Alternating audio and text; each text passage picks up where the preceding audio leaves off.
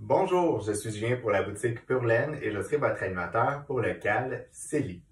Alors, comment va fonctionner le CAL? Eh bien, déjà là, il y aura des vidéos comme celle-ci qui vont être publiées dans les différentes semaines selon les étapes qui vont suivre. Donc, on a déjà prédéterminé. Vous n'êtes pas obligé d'arriver à terme à ces étapes-là. Vous y allez à votre rythme et sachez que les vidéos vont rester disponibles en tout temps, donc elles ne seront pas effacées de la chaîne YouTube. Et vous pouvez toujours enregistrer la liste de lecture puisque ça va vous permettre d'avoir toutes les vidéos qui sont en lien avec le CAL.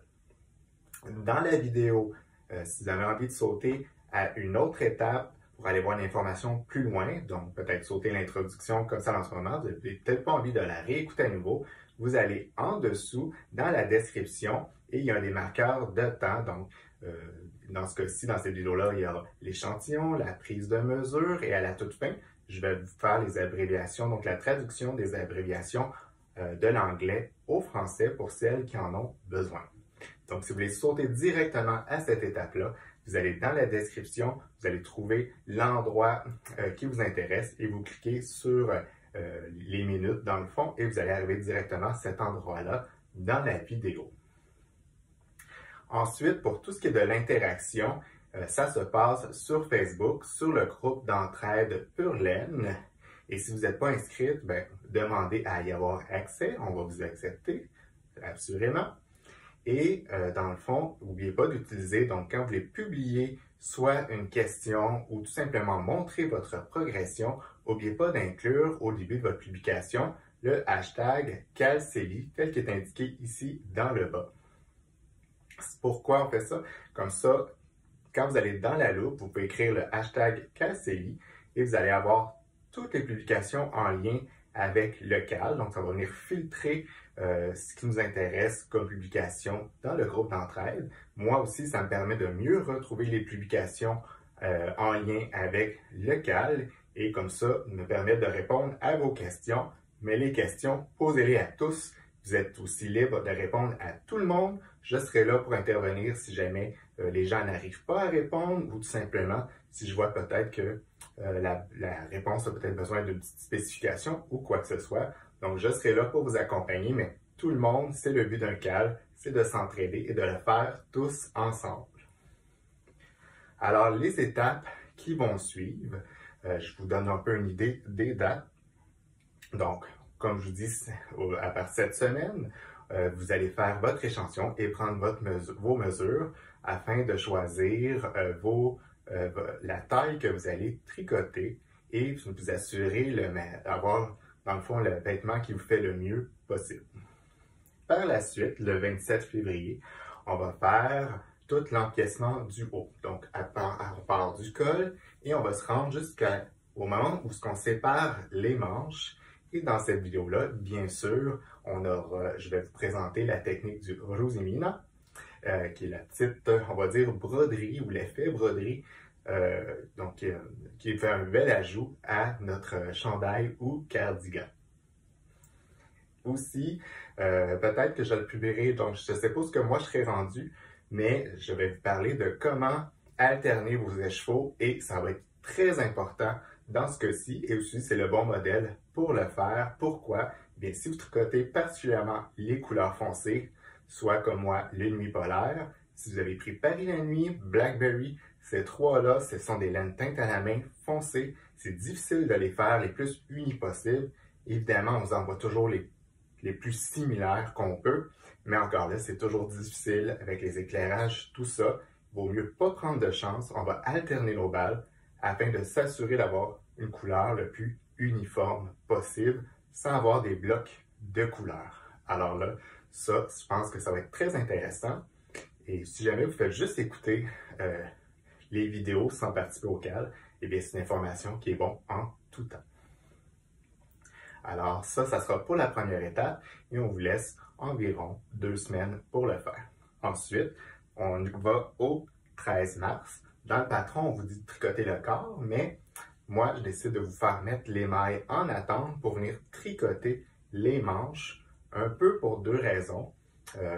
Parce que ça nous permet quand même de rester dans le rythme, mais aussi, comme on va avoir beaucoup de de laine qui pend au niveau des manches. Ça va nous permettre de nous débarrasser, entre guillemets, de cette étape-là. Et quand on va être rendu au corps, on va se sentir moins mêlé dans plein de fils. Et dans cette vidéo-là, je vous montre comment ajuster une longueur de manche. Donc, on va pouvoir vraiment faire quelque chose de sur mesure. Et encore là, c'est quelque chose qui va être intéressant pour tous les chandails ou cardigans que vous avez envie de faire. Ensuite, on vous donne 2 semaines pour se rendre jusqu'au 27 mars. Et là, on tricote le corps. Alors là, ici, pas grand-chose. On vient vraiment faire une mère de jersey. Et à la fin, on termine avec nos côtes. Donc ici, 3 semaines afin de se laisser le temps de quand même une bonne portion. Mais il y aura toujours la vidéo, donc assurez-vous de d'alterner vos balles, comme je vous dis. Et pour se rendre donc jusqu'au 17 avril, afin de terminer le chandail, si vous faites le cardigan, bien sûr, il y aura la technique du stick. Alors là, beaucoup de gens m'ont déjà dit qu'ils participent vraiment pour connaître cette technique-là. Et on va faire, donc, je vous montre aussi à faire la patte de boutonnage. Et ça sera pour le cardigan. Et autant pour le cardigan que le chandail. Je vais revenir un petit peu sur comment reprendre les mailles au niveau de l'encolure. Et on pourra toujours parler un petit peu du blocage. Alors là, plus vraiment de date par la suite. On termine le tout et vous nous présentez vos projets lorsqu'ils sont terminés. On a bien hâte de voir ça. Ça va être très fun comme cadre et j'ai déjà hâte de poursuivre. Alors là, tout de suite, on commence avec le début et on s'en va faire son échantillon. Je vous montre comment réaliser un bon échantillon. Un échantillon, c'est important au début de chaque projet, mais plus particulièrement lorsqu'on fait un chandail ou un cardigan. Pourquoi? Pour arriver aux bonnes mesures lorsqu'on aura terminé notre projet. Donc, on ne veut pas avoir un chandail qui soit trop grand ou ni trop petit. Alors, comment est-ce qu'on monte notre échantillon? Alors là, ici, dans le projet qu'on fait, du Calceli, on me demande un échantillon de 24 mailles dans un 4 pouces et 36 tours aussi dans un 4 pouces, donc en hauteur. Alors ça, il faut faire attention. Ce que je vois beaucoup de gens faire, c'est monter 24 mailles et tricoter 36 rangs. C'est pas bon. Pourquoi? Bien, comme vous pouvez voir ici, mes lisières ne sont pas très jolies, donc ça vient fausser un peu mes données. Donc, ce qu'on veut, c'est vraiment être capable de mesurer un 4 pouces à l'intérieur de mon tricot. Donc, je dois tricoter plus large. Alors ici, il y avait 24 mailles. J'ai dit, bon, je vais arrondir, on va aller à 30 et j'ai rajouté 6 mailles pour faire des lisières en point mousse pour empêcher que mon tricot roule puisqu'on fait un échantillon en jersey. Alors, vous pouvez voir ici, au début, on voit peut-être pas très bien, mais et surtout, vous pouvez voir que c'est pas très beau. Là. Les premières mailles sont trop lousses. Alors, je ne peux pas me compter là-dessus, ça vient fausser les données de mon échantillon. Alors ici, 3 mailles que j'ai tricotées au point mousse au début et à la fin de mon échantillon. On les voit quand même. Mais on voit quand même bien là, où il y a une séparation, où j'ai commencé le jersey. Et comme vous pouvez voir, même la première maille du jersey est un peu lousse. Alors, je veux vraiment être capable de mesurer à l'intérieur de ça. Et aussi au début, j'ai réalisé, pour empêcher encore qu'il roule, 6 rangs en point mousse. Donc ça, en aller-retour. Mais par la suite, ce qui est important, puisque notre chandail ou le cardigan, alors je vais dire chandail tout le long, ça va être plus simple, il est tricoté en rond. Donc, il faut que je simule le fait de tricoter en rond. Donc, je ne peux pas faire un rang droit, un rang vert, parce que certaines personnes vont vraiment avoir une différence entre leur échantillon jersey s'ils tricotent qu'en rond, donc ils font que des mailles en droit, ou s'ils font à plat, donc un rang droit, un rang vert. Les mailles en vert, souvent, on les fait un peu plus lousses, et c'est aussi dans la nature du point. Alors, j'ai commencé, moi, ici, avec l'aiguille recommandée, qui était les 3 mm. Dernièrement, j'arrivais souvent très bien à l'échantillon avec la grosseur d'aiguille demandée. Et c'est ce que j'ai fait. Quand je commence, surtout au début, bon, c'est pas toujours évident. Puis là, vous pouvez voir que j'ai peut-être pas fait une bonne job. Ça, je vais vous montrer comment tricoter en rond un petit peu plus tard. Mais pour l'instant, je vous montre comment mesurer. Alors là, ici, jusqu'ici, donc j'ai fait un petit rang de point mousse pour séparer lorsque j'ai changé de grosseur d'aiguille. Mais ici, c'était les 3 mm qui étaient l'échantillon recommandé. Alors moi, ce que je fais au début, donc là, j'ai pas fait toute la hauteur demandée.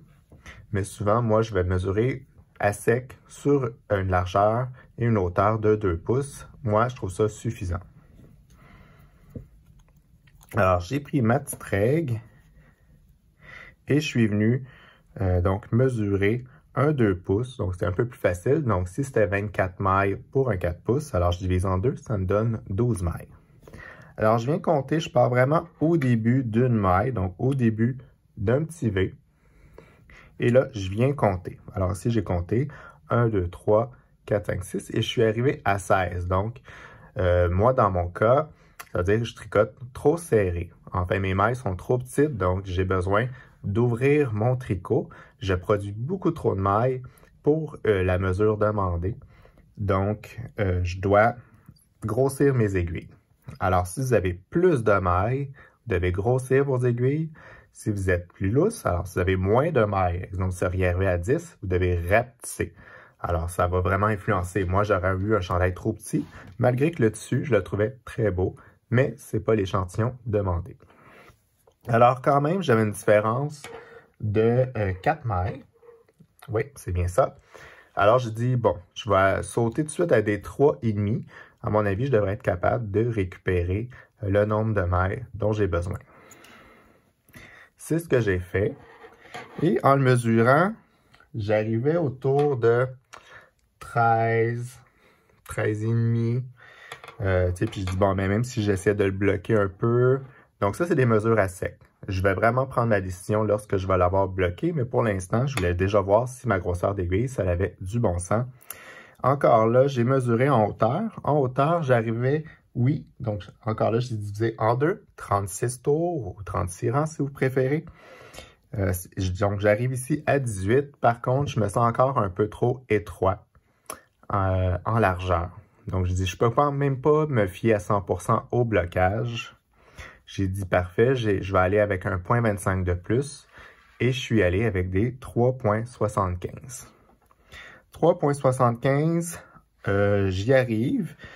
Si j'arrive à 13 mailles, si je tire un petit peu, j'arrive à 12. Alors, je me fie peut-être là au blocage, mais je ne serais pas prêt à aller à des 4. Parce que souvent, 4 par expérience, moi, c'est ce que je fais pour des châles. Je veux pas quelque chose d'aussi drapé. Moi, je réalise le cardigan. Je veux quand même un tissu qui se tienne. Donc, je veux pas avoir quelque chose de trop mou. Donc, à mon avis, je vais être correct, mais je vais quand même, à la toute fin, je vous reviens donc dans la vidéo. Je vais vous expliquer pourquoi je choisis une grandeur plus qu'une autre, parce que j'ai prévu faire la grandeur 3, mais peut-être que je vais faire la grandeur 4, et je vous reviens là-dessus. Mais pour l'instant, 3,75, c'est celui qui me parle le plus, et aussi 16. En hauteur. Alors, j'arrive à 16 mailles en hauteur. Si je divise en deux, 18. Ça veut dire que quand j'ai quand même j'arrive à mon échantillon, je tricote plus long. Dans mon cas, ça ne me dérange pas. J'ai pas, même que dans ce cas-ci, moi, ça va m'avantager.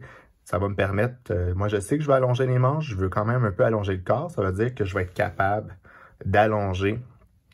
Donc, ça va allonger un peu plus vite. Je vais pouvoir produire moins de rangs. Je vais économiser de la laine. Donc, je m'assure aussi de moins manquer. Mais, puisqu'aussi, c'est raglant et c'est un modèle pour femmes, c'est sûr que ça baisse aussi l'endroit où ma séparation de manches va arriver. Alors, mais par expérience aussi, puisque j'ai une épaule plus droite, j'ai souvent tendance donc à avoir le dessous de bras je dois rallonger parce que c'est trop serré en dessous de mon bras. Donc, ça vient m'avantager. Donc, le fait que l'échantillon est plus long, même si ce n'est pas ce qui était recommandé, dans ce cas-ci, ça me convient. Donc, ça fait partie, donc ça me plaît d'avoir cette longueur-là. Et en largeur, je devrais y arriver, mais comme je vous dis, peut-être que je vais tricoter le 4. Une fois bloqué, je vais prendre ma décision. Par la suite, pour terminer, souvent des fois, moi, quand je fais un échantillon, souvent il y a des côtes, alors j'en profite pour le tester. Puis ça empêche aussi que le haut roule parce que les côtes, ça ne roule pas. Et là, ici, ben, on doit faire une côte bicolore. Alors, ça m'a permis aussi de tester ça, puisque j'en avais peut-être déjà fait, mais il y a très longtemps. Donc, je voulais retester la chose. Et voilà. Donc, je vous montre aussi, bon, comment je parlais d'échantillons en rond. Donc, vous voyez, je ne tricote pas nécessairement en rond. Ce que je viens faire, c'est lorsque j'arrive au bout, j'amène ma laine ici, au début. Donc, je vais vous le faire en vrai. Alors, vous voyez que là, j'avais terminé mon rang. Donc, mon fil est à gauche et mon aiguille est là. Alors, je glisse le tout pour revenir au début. Je peux venir me placer et là, je vais chercher mes laines. Donc, vous voyez ici, je vais chercher mes laines pour les ramener au début et c'est ce qui va simuler un rond. Il faut faire attention pour ne pas trop tirer. Comme je dis, moi, j'ai peut-être pas fait une super bonne job tout le long, mais des fois, ce que je fais, vu que c'est un échantillon, je garde un peu mes doigts, donc ça vient me donner quand même une petite aisance là, pour empêcher que ce soit trop petit. Alors, je vais venir tricoter ma première maille. Je vais venir tirer un petit peu sur mes fils. Je vais faire aussi la deuxième. Et là, mes fils devraient être quand même un petit peu légèrement bloqués. Ouais, c'est quand même bien. Alors, si vous voulez tester le bicolore, si vous avez une bonne technique jacquard, ben allez-y, il n'y a pas de problème. Moi, je vous montre comment je le réalise, puisque je ne suis pas un expert. Enfin, je ne le tricote pas avec deux mains. Donc, comment je fais, c'est, vu que je tricote toujours, je tiens mes deux fils quand même dans ma main droite. Et là, je viens séparer, donc je passe ici mon doigt au milieu. Donc, vous pouvez voir, je vais venir chercher une laine ici ou je vais venir chercher l'autre comme ça. Je vais me promener comme ça. Si des fois vous demandez, c'est pas si grave que ça, mais moi je suis allé chercher, donc, pour avoir un effet égal, j'ai décidé de passer mes flottés. Donc, vous voyez que le blanc va passer par-dessus le noir et le noir va être en dessous. C'est ce que je vais faire. Ce qui va être important, c'est que ça ne se croise jamais en arrière. Donc, ça va vraiment vous faire des lignes horizontales bien nettes. Si vous voyez que là, ça se met à faire des petits obliques, c'est que vous avez croisé vos laines. Rien de catastrophique dans ce cas-ci. On ne fait pas tant de jacquard, mais idéalement, ça serait mieux de ne pas le faire. Du moins, si vous choisissez une laine au-dessus, une laine en dessous, gardez-les comme ça. Alors, ici, les mailles qui se font avec la couleur contrastante, c'est des mailles en vert et l'autre, des mailles en droit. Donc, voici à quoi ça ressemble. Ici, je vais repartir. Alors, là, ici, je l'amène. C'est-tu comme ça que je faisais? Pardon, comme ça. Ah ouais, c'est comme ça. Parfait, excusez-moi. Donc, ici, j'amène mon fil en avant et je réalise ma maille en vert. Je ramène mon fil derrière. Je prends mon fil noir et je fais une maille en droit. Je vais revenir au milieu, puis je vais m'assurer que mes doigts ne sont pas partout par-dessus. Alors, je peux enlever ma maille. Je viens chercher mon fil blanc. Je l'amène en avant. Je fais une maille en vert. Une maille en vert. Je ramène mon fil derrière. Je prends mon fil noir. Une maille en droit. Une maille en vert.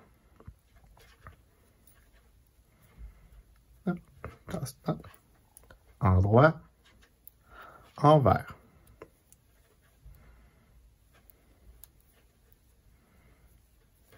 Et ainsi de suite. Donc, ça m'a permis, donc là, je suis en dessous de mon téléphone, mais quand je fais ça, bien assis, ça va bien, puis j'ai gagné un petit peu en vitesse. Donc, c'est quand même bien. Donc, le but de l'échantillon, c'est de se familiariser avec les points qu'on va réaliser. Alors, ce qu'il nous reste à faire, ça va venir de rabattre et je vais venir bloquer. Alors, je vous reviens avec le blocage de notre échantillon. Donc, il reste juste à bloquer son échantillon. Donc, on le mouille au début. Souvent, moi, ce que je fais, c'est le passer sous le robinet. Là, ici, je suis dans mon atelier, donc je l'ai mis dans un bol d'eau. Je viens un petit peu l'essorer. Il faut quand même éviter de le tordre pour ne pas le déformer, comme un vrai blocage. Ensuite, sur une serviette, je vais enlever ça ici.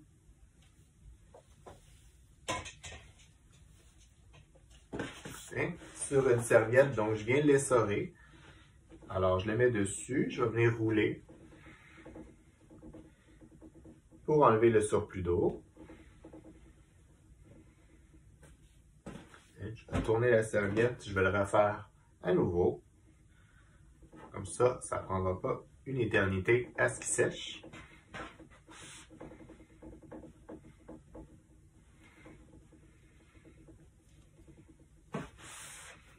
Et je peux l'épingler soit sur une serviette. Là, ici, un tapis casse-tête. Là, ici, j'ai récupéré un tapis d'auto.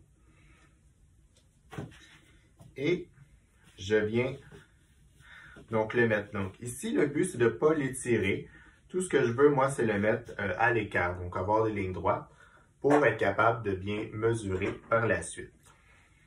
Alors, moi, je vais d'épingles. Vous pouvez y aller avec des épingles, il n'y a aucun problème. Mais l'épingle, c'est bien pratique, surtout pour le blocage du chandail à la fin. C'est un outil très intéressant. Pourquoi est-ce qu'on bloque un échantillon? Eh bien, s'il y a des fibres, je pense surtout à le bambou, entre autres, mais certaines laines, des fois, peuvent nous surprendre. Des fois, on va voir qu'elles gonflent, donc peut-être que le tissu va être rendu trop dense. Ou des fois, ben, elle se détend, donc ça se peut que votre échantillon finisse par être plus grand. Donc, ça vient encore là, si vous faites juste à l'échantillon à sec, vous pourriez finir avec un vêtement trop grand. Donc, pas ce que vous voulez. Alors, on va le prendre en considération dans la mesure finie. Donc, ça se peut que des fois, on tricote, le chandail a l'air un peu petit, mais une fois qu'il est bloqué, oups, il prend toute sa place. Alors, je finis d'épingler.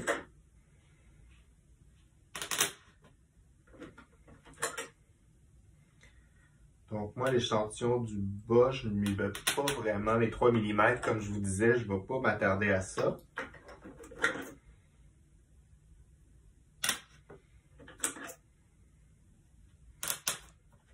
Et comme ça.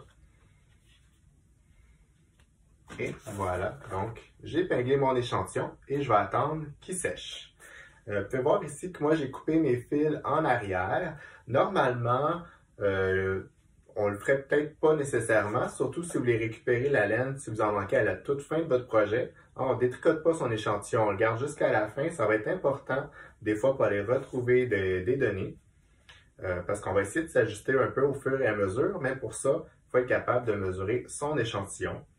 Mais moi ici j'ai coupé, donc ma laine, je ne pourrais pas la récupérer, mais la raison aussi pourquoi, c'est parce que moi je vais faire un stick, donc je vais déjà me pratiquer une première fois avant de passer un coup de ciseau dans mon cardigan. Je vous parle de la prise de mesure, les mesures qui vont vous permettre de choisir la grandeur que vous allez tricoter. Parce que quand on va dans un patron, on ne peut pas juste dire « je suis un médium ».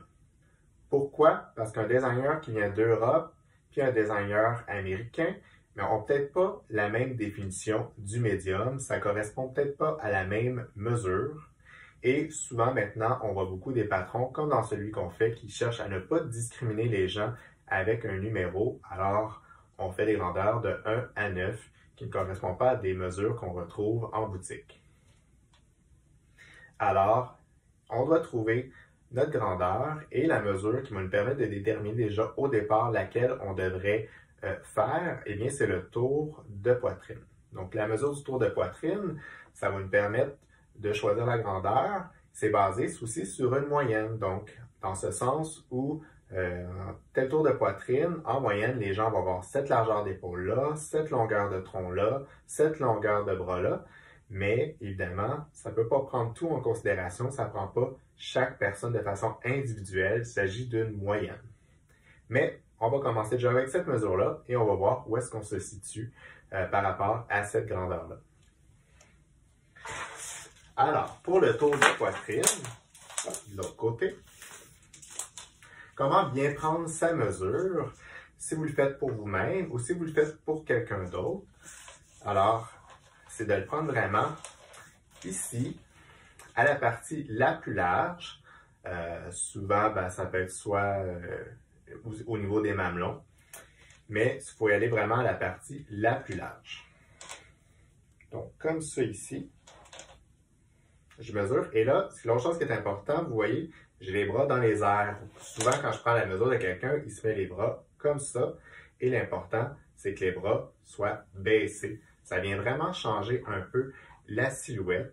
Ça met vraiment tout en perspective. Vous voyez, j'étais à 38 comme ça, je descends, je gagne 1 pouce de plus. Donc, les bras levés, j'aurai un vêtement trop petit. Et on porte nos vêtements les bras descendus. On a rarement les bras toujours dans les airs. Donc, ici, ma mesure, moi, c'est 39. Donc, c'est la mesure de mon corps, donc bien serré. Ce qui va être important par la suite, c'est d'aller choisir une aisance. Allez voir l'aisance recommandée dans le patron. Là, ici, on parle d'une aisance entre 2 et 4 pouces. Je dépose ça. 2 et 4 pouces, c'est une aisance qu'on va dire semi-ajustée. Donc, quand même près du corps, sans être collé. Sinon, si on avait eu en 10 et 12, on parle de quelque chose de plus ample ou oversize. S'il y avait eu donc aucune aisance, 0, on parle d'ajuster. Ou sinon en moins, par exemple comme dans un bas, ou des gants, on est en aisance négative lorsque la mesure est plus petite. Mais là ici, c'est quand même une aisance courante, donc ça va être un vêtement qui va être près du corps sans être collé. On recommande entre 2 et 4 pouces. Pourquoi le 2 à 4 pouces? Bien, peut-être en prenant d'autres mesures, on va pouvoir se situer un peu dans cette aisance-là. Moi, je vais commencer déjà avec la plus large, le 4 pouces. Donc, 39 plus 4, ça me donne 43. Et là, je vais aller voir à quelle mesure ça correspond. Si je vais voir les mesures, alors les mesures du vêtement fini, je cherche 43. Ce qui me correspondrait, ça serait soit la grandeur 3, 42 pouces. Donc là, à ce moment-là, j'aurais 3 pouces d'aisance. Sinon, je devrais aller au-dessus, 46. Là, ça commence à être beaucoup plus ample. Donc, non, moi, je vais y aller. 3 pouces d'aisance, ça me convient. La grandeur 3, c'est ce que je vais choisir. Mais, évidemment, je l'ai juste pris ici. Si on regarde le dessin, on voit que à partir du tour de poitrine, le reste du corps descend en ligne droite. Donc, la mesure ne change pas. Bien, c'est bien beau ici, mais ça se peut. Est-ce qu'on fait du ventre? Est-ce que toutes sortes de raisons? Ou bien j'ai juste une très forte poitrine? Ainsi de suite. Donc, je vais aller prendre une mesure. Encore là, on va toujours la partie la plus large. Moi, je vais ici. Et là, je suis à 36 pouces. Donc, ma mesure est plus petite. Ça veut dire qu'à 36 pouces, moins de 42, donc je vais quand même avoir une belle aisance là, au niveau de la taille sans être trop grand. Donc, ça peut être aussi une façon de savoir comment vous voulez choisir. Si, par exemple, vous avez une mesure où j'ai un peu plus de ventre, par contre, avec une petite poitrine, bon, ça me dérange moins de perdre de l'aisance. Ou sinon, je dis non, je vais aller chercher finalement encore plus d'aisance. Vous pourriez décider d'avoir une aisance de 6 à 8 pouces, vous dire que ça va être plus ample, ça va mieux me convenir pour ma silhouette. Ou sinon, l'inverse, vous dites, ben moi, finalement, j'ai peur que là, ça fasse trop de tissu ici, donc je pense que je vais vraiment enlever de l'aisance au niveau de ma poitrine. Je vais aller à 2, peut-être même 1 pouce. Puis, comme ça, ben, j'aurai pas trop de tissu au niveau de la taille. Si des fois, vous avez vraiment de la difficulté à vous situer, vous dites, ah, je sais pas, ben, ce qui peut être plus facile, c'est d'aller chercher un vêtement qui ressemble. Donc, moi, dans ce cas-ci, j'ai un petit cardigan en tricot léger. Donc, ça me donne quelque chose de similaire à ce qu'on va tricoter. Oups, le capuchon. Donc, je peux aller voir, je l'attache, et là, je suis comme, ouais, je l'aime bien. Donc, j'aime sa longueur de bras, oui, il me fait bien, je suis à l'aise, ainsi de suite. Donc, je pourrais me fier aux mesures du vêtement fini. Et ça va vraiment être plus simple. Ici, je vais l'attacher.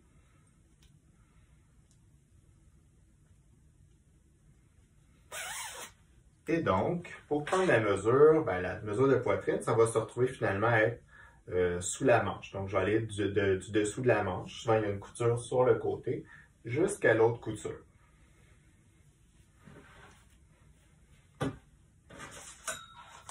Alors, si moi je le fais, ici, j'arrive à 19 x 2, ça me donne 38. Ah, ben, je suis même surpris. Donc, moi, je disais que j'étais 39, donc j'étais même en aisance négative. Pourtant, j'étais quand même à l'aise. J'avoue qu'il est très léger, très extensible.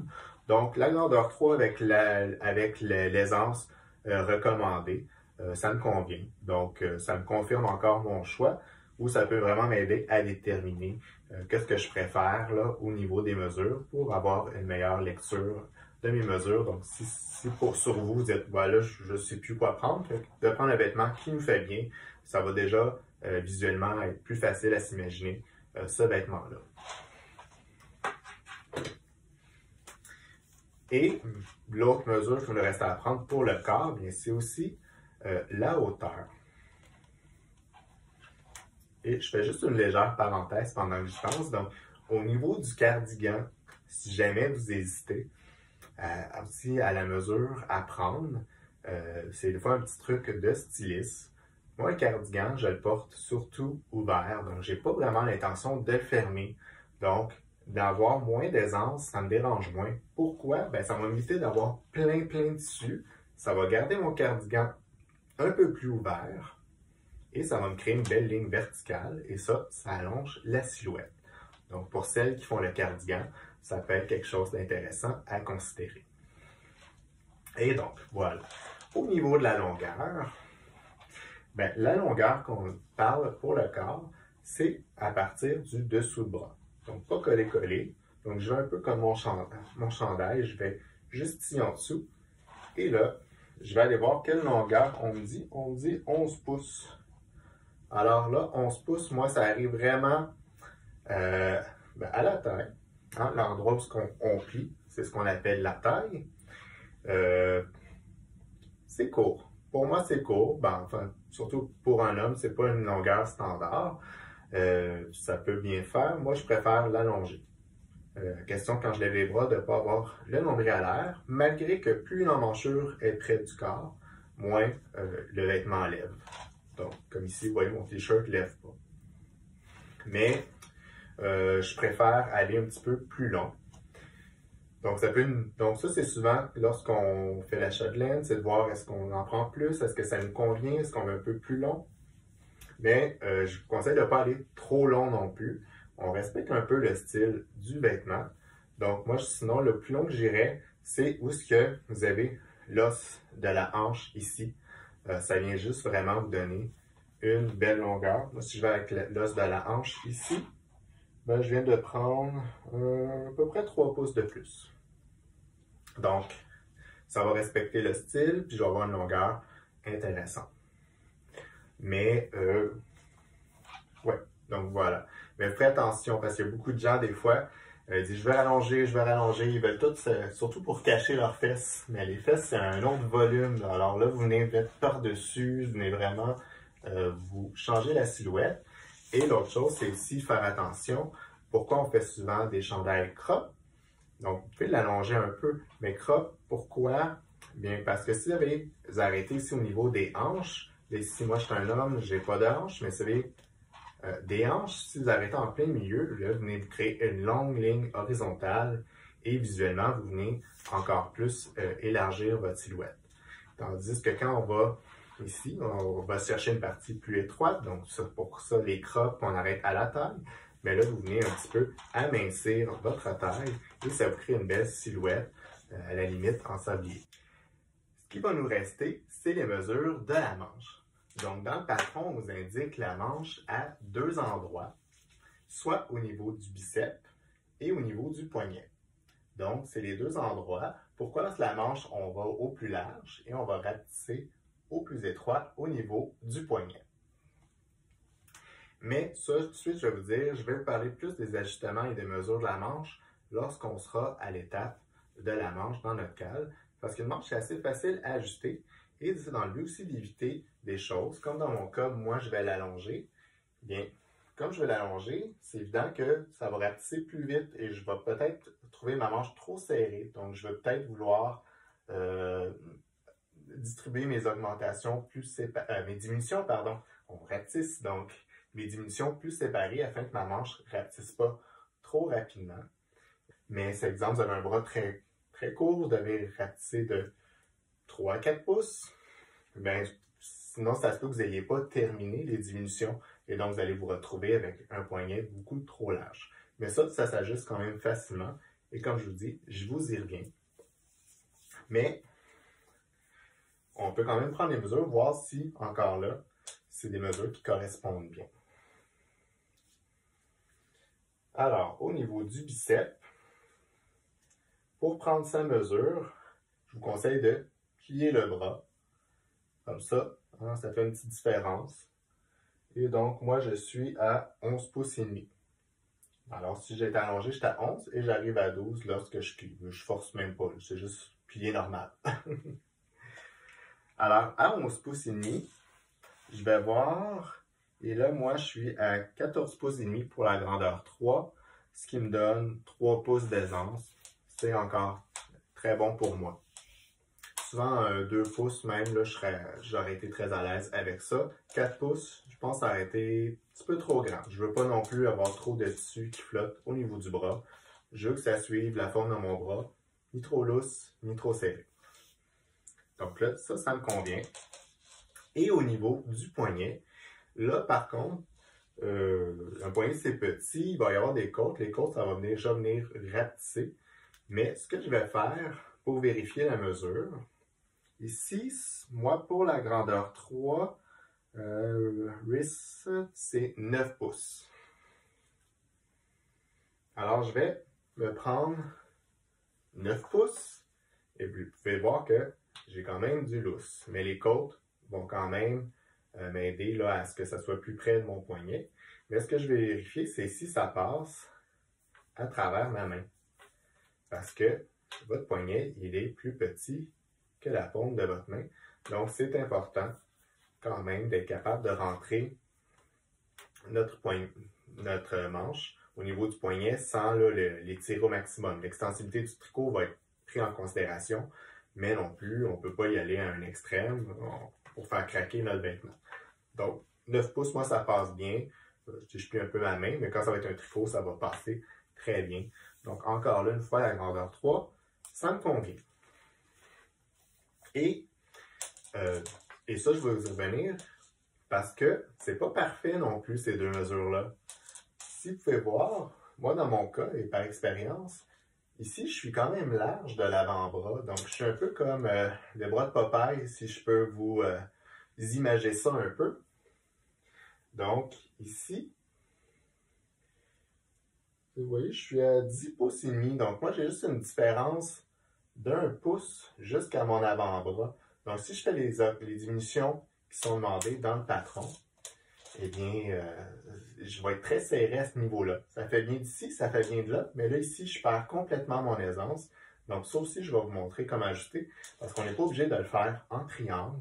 On peut le faire en ligne droite, puis rapetisser juste à la fin. C'est ce que moi, je prévois faire. Comme je vous dis, je vous réexplique ça plus tard. Donc, au niveau de l'étape de la manche. Et ce qui va nous rester aussi comme autre mesure pour le niveau de la manche, c'est la longueur. La longueur, qu'on vous indique, c'est à partir du dessous du bras. Et on me donne 18 pouces en ligne droite. Mais c'est difficile à dire honnêtement parce que quand je prends une mesure, moi, exemple d'un vêtement que je veux coudre, je ne le prends pas à partir du dessous du bras. Par contre, c'est comme ça qu'elle est indiquée dans votre patron. Mais moi, en général, je préfère commencer à l'épaule et là, je le fais sur moi-même, mais je le fais aussi le bras plié pour que quand j'allonge mon bras, que ma manche ne rapetisse pas à chaque fois. Mais à cette étape-ci, pour un top-down, donc un top-down, c'est pratique, ça nous permet de nous ajuster un peu au fur et à mesure, mais ça nous permet moins de planifier à l'avance que si on avait tricoté des panneaux.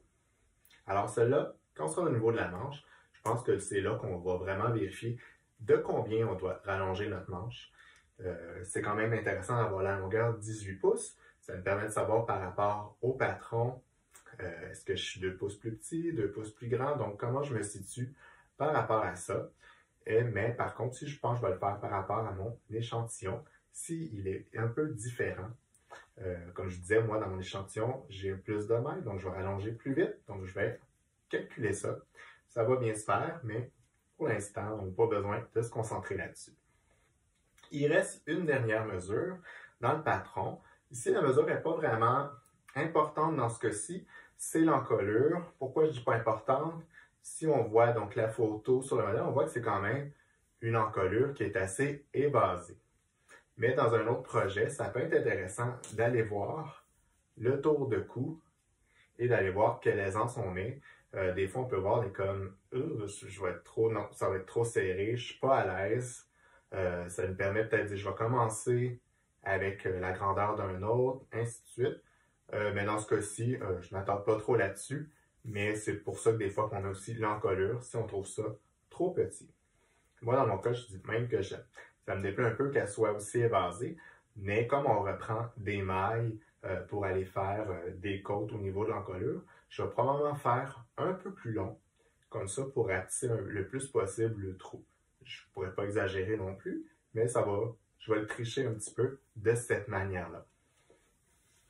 Alors, je crois que ça fait le tour de toutes les mesures. J'espère que ça vous a aidé, mais maintenant, j'ai juste besoin d'attendre que mon échantillon sèche et je vais déterminer à savoir si je reste avec la grandeur 3 qui, pour l'instant, selon mes mesures, me convient. Alors, mon échantillon est sec, il est bloqué et je vais venir pouvoir prendre les mesures finales de mon échantillon. Alors, avec notre petite règle, on va venir calculer le nombre de mailles que j'ai. Et là, cette fois-ci, pas juste dans un 2 pouces, mais bien dans un 4 pouces afin d'avoir la meilleure lecture possible. On se place au début d'un de nos petits V, d'une maille, et vous allez venir calculer le nombre de mailles que vous avez jusqu'à 4 pouces. Si jamais vous arrivez au centre d'un V, calculez la demi-maille, ça va venir influencer là, les calculs de votre échantillon. Alors là, ici, moi, je suis arrivé à 25 et l'échantillon demandé était de 24. Bon, qu'est-ce que je fais avec ça? Est-ce que je grossis encore mes aiguilles? Eh bien, là, non.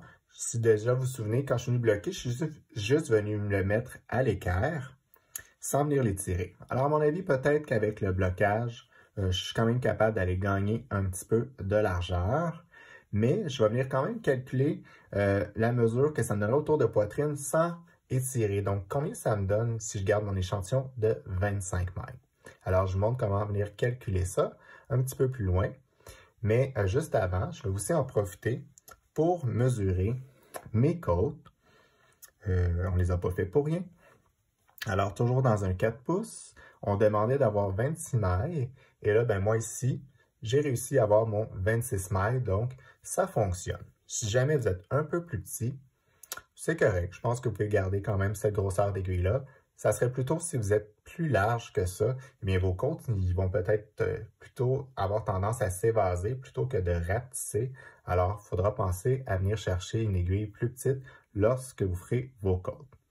Alors là, je vous montre comment venir calculer votre mesure, donc combien ça donne en mesure cet échantillon-là au niveau du tour de poitrine.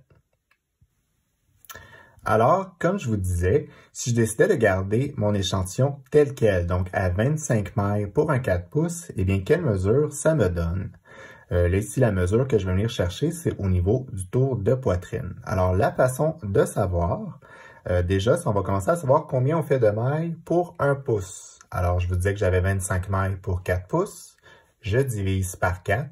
Et là, ici, ça me donnait 6,25. Donc, je produis 6,25 mailles au pouce. Bon, des fois, on peut se dire, c'est pas grand-chose, mais vous allez voir la différence que ça fait quand on le multiplie. Alors là, ici, dans mon patron, alors j'ai caché les parties pour les droits d'auteur, mais dans votre section Divide for Sleeve, donc une fois qu'on va avoir divisé les manches, bien, la valeur qui est à la fin, juste avant de produire le corps, eh bien le nombre de mailles qui est indiqué ici, c'est le nombre de mailles qu'on aura autour de poitrine et qui va suivre pour le corps. Alors là, c'est la valeur qu'on cherche. Moi ici, je vous parlais de la grandeur 3, alors moi, 257 mailles que je vais avoir lorsque j'aurai divisé mes manches au niveau du tour de poitrine. Donc 257, et là, je le divise par 6,25, et là, ça me donne une valeur en pouces. Donc ça ici, ça me donne 41,1, donc on va dire, ça me donne 41 pouces. Donc moi, de produire 25 mailles dans un 4 pouces, lorsque j'arrive au tour de poitrine, ça me fait perdre 1 pouce. Est-ce que ça me convient encore? Donc, comme je vous indiquais, moi, au tour de poitrine, j'avais 39. Alors, là, j'aurais un tour de poitrine de 41 et j'aurais une aisance de 2 pouces. Ça me convient encore. Mais, je peux quand même aller vérifier si je m'en allais à la grandeur 4. Qu'est-ce que ça me donne? Eh bien, si je prends le 281 et je viens le diviser par mon 6,25, eh bien là, ici, j'arrive à 45 pouces. Donc, c'est quand même intéressant dans mon 39, mais c'est encore, c'est pas la valeur que je veux. C'est encore 1 pouce de moins que ce qui était recommandé. Et donc là, maintenant, je suis éclairé. Je vais prendre donc la décision de tricoter la grandeur 3. Le 2 pouces d'aisance peut me convenir, mais je vais peut-être venir, j'ai peut-être encore une petite marge de manœuvre avec mon blocage. Alors là, je suis prêt à commencer à tricoter mon tricot et je sais que les mesures vont fonctionner. Alors, vous pouvez poursuivre la vidéo si vous avez besoin d'avoir la traduction des abréviations de l'anglais au français. Alors, voici la liste des abréviations qui vont être utilisées dans votre patron. Si vous avez envie d'avoir une liste écrite des abréviations de l'anglais au français, vous pouvez aller sur le site purlainetc.com. Vous allez dans l'onglet « Boîte à outils » et vous allez chercher le lexique des termes anglais, français et vous pouvez vous l'imprimer et ça sera un outil à avoir sous la main. Mais sinon, je vous traduis tous ceux-là un par un. Mais avant de commencer, je vous fais remarquer que les abréviations anglaises sont soit formées des premières lettres du mot ou de la première lettre de chaque mot. Alors, on commence. BEF, before, avant. BEG, beginning, début. BO, bind off, rabat. BOR, beginning of round, début du tour. CC, contrast color, couleur contrastante. CO, cast on, montée des mailles. DEC, decrease, diminution. EA, each, chaque. EST, establish. En français, ça serait écrit « tricoter les mailles telles qu'elles se présentent ». Mais dans notre patron, quand on l'utilise, c'est dans le sens « tricoter les couleurs telles qu'elles se présentent ». INC, increase, augmentation. K, knit, maille endroit.